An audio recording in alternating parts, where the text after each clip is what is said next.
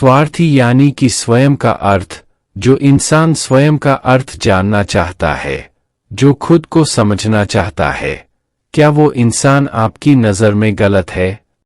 हम जब भी किसी को स्वार्थी कहते हैं तो उसका मतलब तो यही होता है कि वो आदमी स्वयं का अर्थ समझना चाहता है, तो फिर वो गलत कैसे हुआ? स्वार्थी शब्द दुनिया की नज़र में, समाज की नज़र में एक अलग ही नज़रिए से समझा जाता है। अक्सर हम अपने आसपास ऐसे बहुत से लोगों को देखते हैं जो स्वभाव से बहुत अच्छे प्रतीत होते हैं, यानी कि सब लोगों की मदद करते हैं, सबसे अच्छा व्यवहार रखते हैं। लेकिन इसके साथ हमने ये भी देखा होगा कि ऐसे लोग जो स्वभाव के अच्छे होते हैं, दूसरों की मदद करते हैं, वो दुखी भी ज्यादा रहते हैं, और जो लोग स्वार्थी होते हैं वो फलते फूलते चले जाते हैं। तो ऐसे में परमात्मा की सत्ता पर उंगली उठाना निश्चित है। लेकिन अगर ये सत्य है तो हमें कौन सा मार्ग अपनाना चाहिए? क्या हम भी दूसरों के जैसे बन जाए? पता नहीं आप में से कितने लोग ये मानते हैं कि अच्छे लोग जीवन में बहुत दुखी रहते हैं, लेकिन इसके पीछे का सत्य क्या है? अगर हम इसके पीछे का सत्य नहीं जानेंगे, नहीं पहचानेंगे, तो कहीं ना कहीं हमारा अवचेतन मन भी बुराई की तरफ झुक जाएगा। इसीलिए अपने मन में ऐसे विचार पनपने से पहले इस बात की पूरी सच्चाई, पूरा निष्कर्ष निकाल लें, ताकि भविष्य में आपको अपने अच्छे होने पे पश्चाताप ना हो, दुख ना हो। आज की जो बौद्ध कहानी में आपको सुनाने वाला हूं, उसमें आपको 5 ऐसे तरीके पता चलेंगे जिसके माध्यम से अगर आप कर्म करते हैं तो आप अच्छे कर्म भी कर पाएंगे और दुखी भी नहीं होंगे। एक गांव में आनंद नाम का एक युवक रहता था। उसका भरा पूरा परिवार था। उसके 2 बच्चे थे, उसकी पत्नी थी, लेकिन उसके माता पिता इस दुनिया से चल बसे थे। इसीलिए पूरे परिवार की जिम्मेदारी उसी के कंधों पर थी। बच्चे अपनी पढ़ाई करते थे और उसकी पत्नी अपने घर गृहस्थी के कामों के साथ गाय, भैंस, बकरी इत्यादि का दूध बेचकर अपना घर चलती थी और आनंद पहाड़ में पत्थर तोड़ने का काम करता था। बहुत ही मेहनत भरा काम था। पूरे दिन काम करता तो रात को थक कर घर पर वापस लौटता। लेकिन इतनी मेहनत करने के बाद भी अगर आनंद को गांव का कोई भी आदमी मदद के लिए बुलाता तो आनंद कभी भी मना नहीं करता था। उसके जीवन का एक ही सिद्धांत था, अगर मैं दूसरों की मदद करूंगा तो परमात्मा मेरा साथ देंगे, परमात्मा मेरे साथ कुछ बुरा नहीं होने देंगे। आनंद अपने इस सिद्धांत का पालन बहुत ही कड़ाई के साथ करता था। वह इस सिद्धांत पर इतना विश्वास करता था कि अगर कोई बाहर का आदमी उससे मदद मांग ले तो वो अपने घर का काम भी अधूरा छोड़कर उस आदमी की मदद करने के लिए पहुंच जाता था, जिसकी वजह से उसकी पत्नी बहुत परेशान रहती थी। वो अक्सर आनंद को समझाने की कोशिश करती थी कि सबसे पहले अपना काम करो, अपने परिवार को देखो, 2 बच्चे हैं हमारे और फिर भी तुम दूसरों के काम करने में लगे रहते हो। अरे अपने घर को तो संभालो, अपना घर संभाल नहीं रहा, दूसरों की मदद करने चले हैं। और जब ऐसी ऐसी बातें आनंद के कानों में पड़ती तो उसके हृदय में कांटा चुभने लगता था और उन दोनों में लड़ाई झगड़ा शुरू हो जाता था। अक्सर उनके लड़ाई झगड़े का यही सबसे बड़ा कारण होता था, लेकिन ना तो आनंद अपने आप को बदल पाया और ना ही उसकी पत्नी ने उसको समझाना कभी बंद किया। इसी वजह से आए दिन उनके घर में क्लेश होता रहता था। जहां तक उस गांव वालों की बात थी तो वो आनंद के स्वभाव को जानते थे और वो जानबूझकर जो काम आसान भी होता था, जो उनके सामर्थ्य में भी होता था, उस काम के लिए भी वो आनंद को बुलाते थे ताकि उन्हें कम मेहनत करनी पड़े। कहने का अर्थ ये है कि गांव वाले आनंद की इस शिष्टाचार का फायदा उठाते थे, लाभ उठाते थे और सब पीछे से उसका मजाक उड़ाते थे, उसे बेवकूफ कहते थे। ऐसे ही समय भी तरह और एक दिन आनंद की पत्नी बहुत ज्यादा बीमार पड़ गई। आनंद से जो कुछ भी सेवा हो सकती थी, उसने वो सब अपनी पत्नी के लिए किया। उसने गांव के वैद्य को बुलाकर अपनी पत्नी की जांच करवाई, लेकिन ये रोग उस वैद्य की पकड़ के बाहर था। इसीलिए उस वैद्य ने कहा कि तुम अपनी पत्नी को नगर में जाकर किसी बड़े वैद्य को दिखाओ तो तुम्हारी पत्नी की जान बच सकती है। जल्द से जल्द नगर पहुंचने की व्यवस्था करो, नहीं तो तुम्हारी पत्नी के प्राण संकट में हो जाएंगे। ये सुनकर आनंद के पैरों तले जमीन फिसल गई। उसने ये नहीं सोचा था कि उसकी पत्नी के प्राण संकट में है। वो सोच रहा था कि कोई साधारण सा रोग होगा जिसका इलाज हो जाएगा। लेकिन जब उसने वैद्य की यही बात सुनी तो वो घबरा गया। अब पत्नी को नगर तक कैसे लेकर जाएं? क्योंकि उसके पास इतना धन नहीं था कि वो अपनी पत्नी के लिए एक घोड़ा गाड़ी करके उसमें अपनी पत्नी को लिटाकर नगर में ले जा सके। उसकी पत्नी की हालत बिल्कुल चलने की भी नहीं थी, इसलिए उसे नगर पहुंचाने के लिए किसी घोड़ा गाड़ी की जरूरत थी। संयोग से उसके पड़ोसी धन्मू के पास एक घोड़ा गाड़ी थी।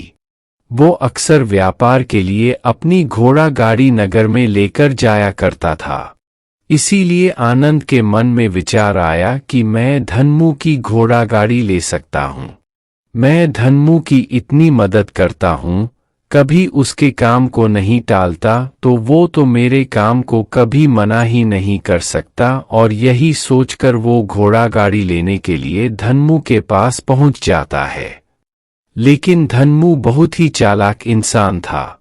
वो बिना किराए के अपनी घोड़ा गाड़ी अपने सगे संबंधियों के लिए भी नहीं ले जाता था, तो आनंद की तो दूर की बात रही। जब आनंद ने उससे घोड़ा गाड़ी के बारे में पूछा तो उसने ये कहकर उसका ये काम टाल दिया कि मेरे घोड़े बहुत ज्यादा बीमार है, वो शायद बच भी मुश्किल से पाएंगे। 5 दिनों से वो कुछ नहीं खा रहे, तो ऐसे में बेचारा घोड़ा गाड़ी लेकर कहाँ नगर तक पहुंच पाएगा। हाँ, अगर तुम कुछ धन की व्यवस्था कर सकते हो तो मैं अपने एक मित्र की घोड़ा गाड़ी तुम्हारे लिए मंगवा सकता हूँ। ये सुनकर आनंद परेशान और चिंतित हो गया, क्योंकि उसके पास धन तो था ही नहीं।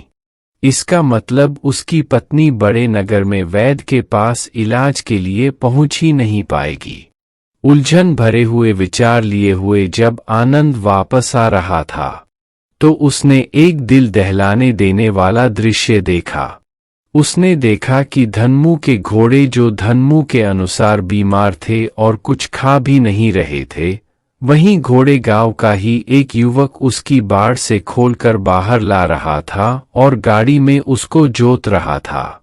ये देखकर पहले तो आनंद को कुछ समझ में नहीं आया। उसके बाद जब आनंद ने उस युवक से पूछा तो उसने बताया कि धन्मू ने ये घोड़ा गाड़ी उसे किराए पर दी है। यह सुनकर आनंद का दिल टूट गया। उसने कभी सपने में भी नहीं सोचा था कि उसका सबसे अच्छा मित्र धन्मू उसके साथ ऐसा कर सकता है। हालांकि ये इस बात पर दुखी होने का वक्त नहीं था। इसीलिए आनंद वहां से जल्दी से लौट जाता है और गांव के ही एक सेठ के पास जाकर कुछ धन उधार लेकर धन्मू को दे देता है। धनु अपने मित्र की घोड़ा गाड़ी मंगवा देता है, जिसके बाद वो अपनी पत्नी को वैद्य के पास नगर में ले जाता है। जब उसकी पत्नी का इलाज चल रहा था तो आनंद यही सोच रहा था कि एक वो दिन था जब धन्मू की बेटी बीमार हो गई थी और धन्मू यहाँ पर नहीं था, तो मैं पूरी रात वैद्य जी के पास उसके लिए बैठा रहा था, उसकी देखरेख की थी, उसकी सेवा की थी। इतने दिनों तक धन्मू नहीं आया था, तब मैं ही उसके परिवार की देखरेख किया करता था। हाय, कैसा दुर्भाग्य है ये जिसके लिए मैंने इतना कुछ किया। उसने एक घोड़ा गाड़ी देने से मुझे मना कर दिया, और वो भी तब जब मेरी पत्नी जिंदगी और मौत के साथ खेल रही थी। कुछ देर बाद वैद्य बाहर आकर आनंद को एक बहुत बुरी खबर देता है। वो आनंद को बताता है कि उसकी पत्नी को कर्क रोग हो चुका है और इसका कोई भी इलाज नहीं है। उसके पास कुछ समय ही शेष बचा है। ये सुनकर आनंद दुखी होकर वहीं जमीन पर बैठ गया। उसकी पूरी दुनिया उजड़ने वाली थी और उसे कोई रास्ता नजर नहीं आ रहा था। कुछ समय बाद उसकी पत्नी चल बसी और अब दोनों बच्चों की जिम्मेदारी उसके कंधों पर आ गई थी। लेकिन यहाँ पर आनंद के सारे सिद्धांत टूट चुके थे। उसके सारे भ्रम खत्म हो चुके थे। अब उसके दिमाग में एक ही बात थी कि अच्छा कर्म करने से परमात्मा साथ नहीं देता, बल्कि बुरे लोग फलते फूलते हैं, और इस बात का मैं सबसे बड़ा गवाह हूँ। ये विचार अक्सर उसके दिमाग में चलते रहते थे और इसी वजह से उसका मन धीरे धीरे संन्यस्त हो गया, देश दुनिया से दूर हट गया। और एक दिन ऐसा भी आया जब वो अपने बच्चों को अपने रिश्तेदारों के पास छोड़कर इस देश दुनिया को त्याग कर एक सन्यासी बनने के लिए घर से निकल पड़ा। उसने गांव में किसी को कुछ नहीं बताया। किसी को नहीं पता था कि आनंद अचानक कहाँ गायब हो गया। सन्यास की दीक्षा लेने के लिए वो एक बौद्ध भिक्षु के पास पहुंचता है। बौद्ध भिक्षु उस समय ध्यान में बैठे हुए थे। ध्यान से बाहर आने के बाद वो बड़े ध्यान से आनंद के चेहरे को देखते हैं और उससे सन्यासी बनने का कारण पूछते हैं। इस पर आनंद उन्हें अपनी पूरी आपबीती सुना देता है और कहता है कि हे महात्मा, इस दुनिया से मुझे कुछ भी हासिल नहीं हुआ। मेरा मन इस दुनिया से विरक्त हो चुका है। जब अपने दोस्तों ने ही मेरा साथ नहीं दिया तो इस दुनिया में रहने का क्या मतलब, और इसी वजह से मैं सन्यासी बनना चाहता हूँ। ये सुनने के बाद बौद्ध भिक्षु ने उपदेश देना शुरू किया। उन्होंने कहा कि याद रखना बेटा, जीवन से विरक्त होकर सन्यासी बनना तुम्हें परम सुख तक कभी नहीं पहुंचा सकता, परमानंद तक कभी नहीं पहुंचा सकता।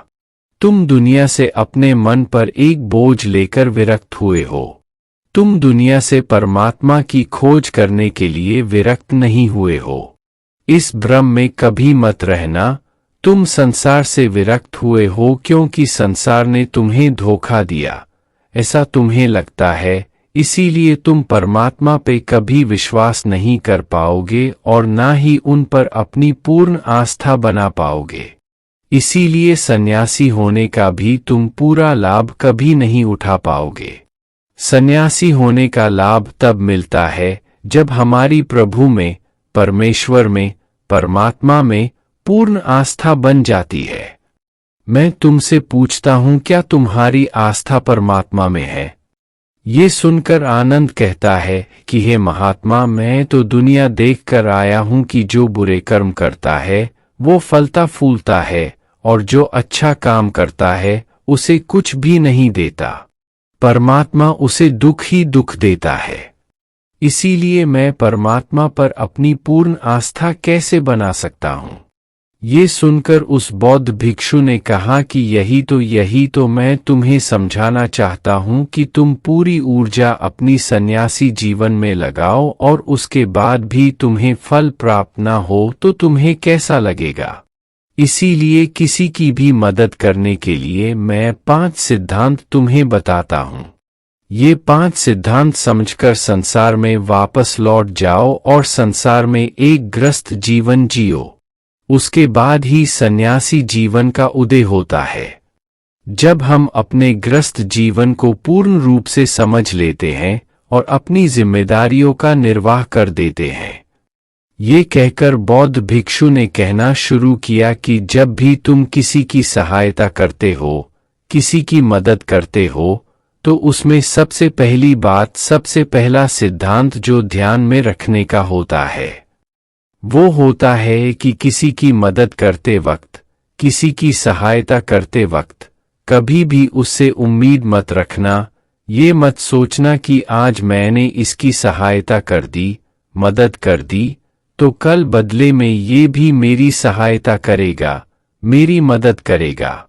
अगर तुम ऐसा सोचोगे तो तुम्हें जीवन में दुखों का सामना करना ही पड़ेगा, क्योंकि एक नहीं तो दूसरा या दूसरा नहीं तो तीसरा कोई ना कोई तुम्हारी उम्मीद जरूर तोड़ेगा और वास्तविकता में वो मदद या वो सहायता नहीं होती है।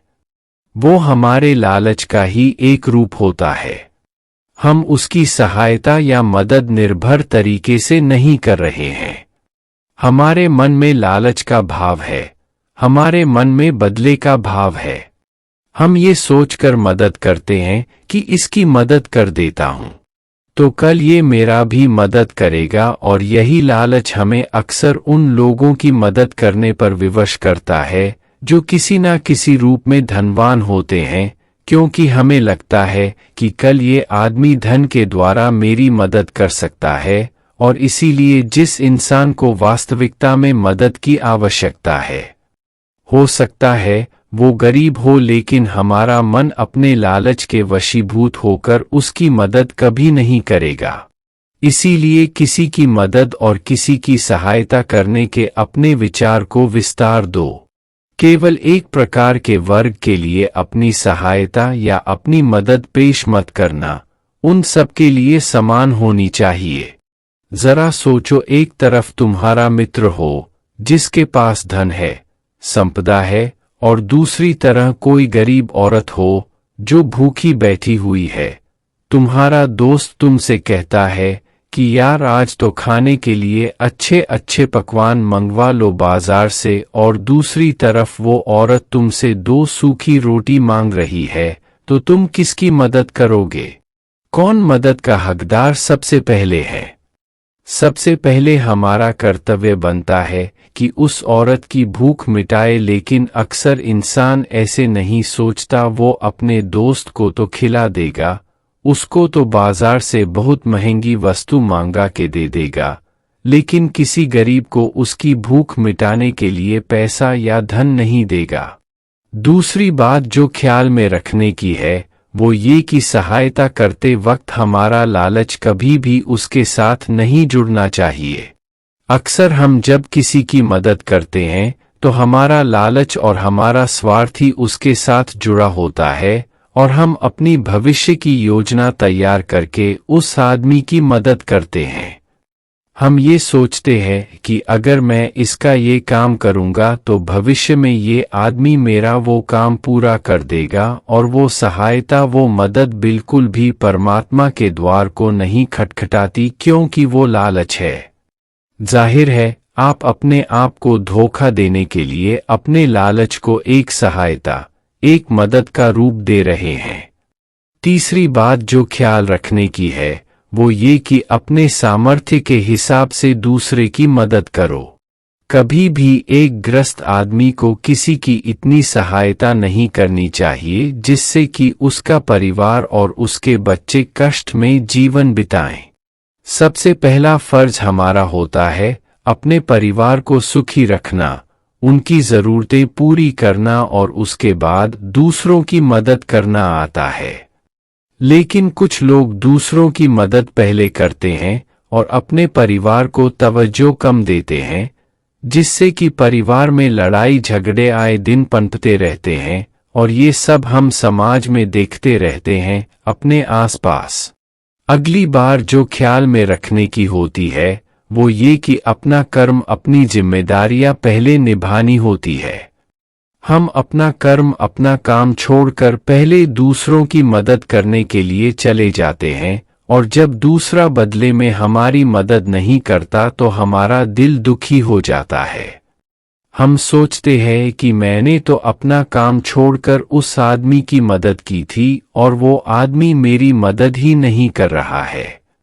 इसीलिए अपना कर्म सर्वोपरि, अपना कर्म सबसे ऊपर, क्योंकि वही काम करने के लिए इस दुनिया में हमारा जन्म हुआ है। और सबसे आखिर में जो बात समझने की है वो ये कि परमात्मा की मर्जी से ही सब कुछ होता है।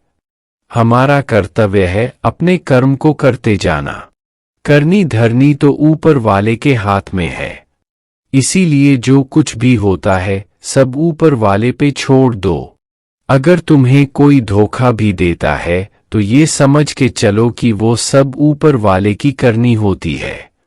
आप ये मान के चलो कि मैं करता नहीं हूं, मैं तो एक माध्यम हूं, करवाने वाला तो वो है, उसके सामने किसकी मर्जी चली। जब ये आस्था, ये विश्वास हमारे मन में पनपने लगता है तो हमारी सारी शिकायतें दूर हो जाती है, क्योंकि इस दुनिया में जो भी होता है अच्छे के लिए होता है। जो भी हो रहा है अच्छे के लिए हो रहा है और जो भी होगा अच्छा ही होगा। चाहे हमारी बुद्धि आज वर्तमान में इस सिद्धांत को ना समझ पाए, लेकिन जीवन में कभी ना कभी किसी ना किसी मोड़ पर आपको जरूर ये एहसास होगा कि जो हुआ था वो अच्छे के लिए ही हुआ था। इसीलिए सारी शिकायतें दूर कर दो और बस अपना कर्म करते जाओ। अपने ग्रस्त जीवन को पूर्ण रूप से जी लो और उसके बाद ही सन्यासी जीवन की नींव होती है। इसके बाद बौद्ध भिक्षु ने आनंद को कहा कि वापस अपने गांव लौट जाओ, अपनी बेटियों को वापस लेकर आओ, उन्हें पालो पोसो, अपने बच्चों को वापस लेकर आओ, दूसरी शादी कर लो, लेकिन बच्चों का पालन पोषण अच्छे तरीके से करो। ये सुनकर आनंद अपने बच्चों के साथ अपने गांव में वापस लौट आता है। गांव में किसी को खबर नहीं थी कि आनंद कहाँ पर गया हुआ था और वो क्या ज्ञान लेकर वापस लौटा है। लेकिन अगले दिन सुबह सुबह गांव वालों ने आनंद के चेहरे पर एक अलग ही चमक, एक अलग ही आभा पाई।